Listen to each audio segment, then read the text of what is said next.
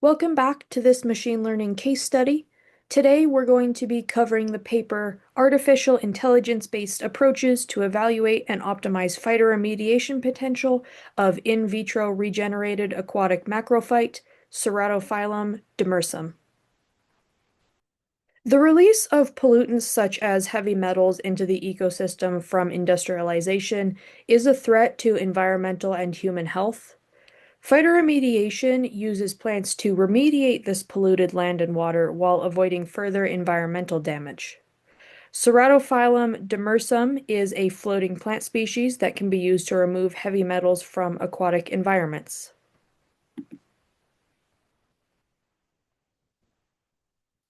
This study first started out with a physical plant experiment where C. demersum plants were grown in cadmium-enriched deionized water medium at varying cadmium concentrations and exposure durations. Biomass samples were processed and characterized via atomic absorption spectrophotometry to evaluate their heavy metal accumulation ability, and this data was used to calculate the bioconcentration factor and cadmium removal efficiency percentage.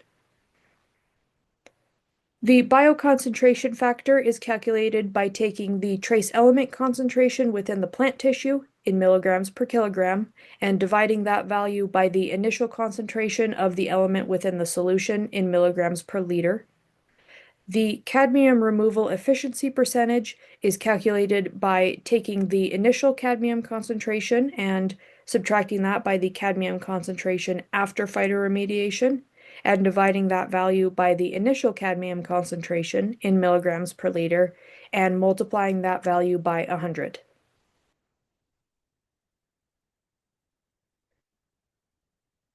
Once data from the experiment was collected, it was time to train the algorithm.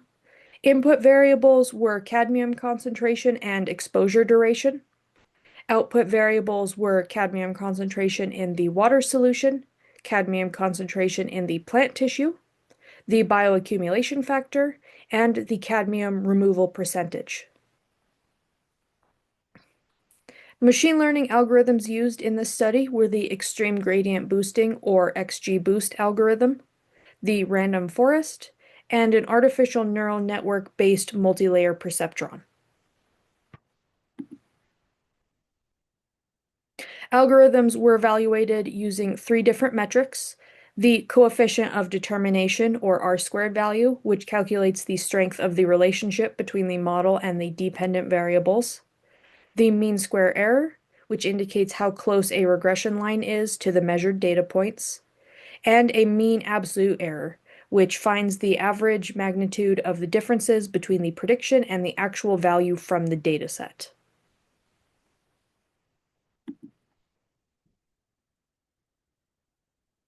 So here are the results of all of the algorithms as evaluated by the R-squared, MSE, and MAE evaluation metrics across the cadmium water concentration, cadmium plant concentration, bioconcentration factor, and cadmium removal efficiency data. As you can see from this table, all models generally performed well on the data with pretty high accuracy. These charts visually represent the results from the algorithms as compared to the actual data. The colored dots represent the predictions, and the solid black lines represent the actual data.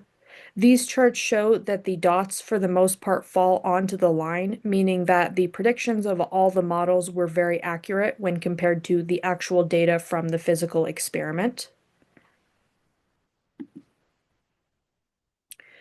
So the authors conclude by stating that all models performed similarly and were efficient in the prediction of cadmium removal from the phytoremediation medium, displaying very low MSE and MAE values and R-squared values close to 1.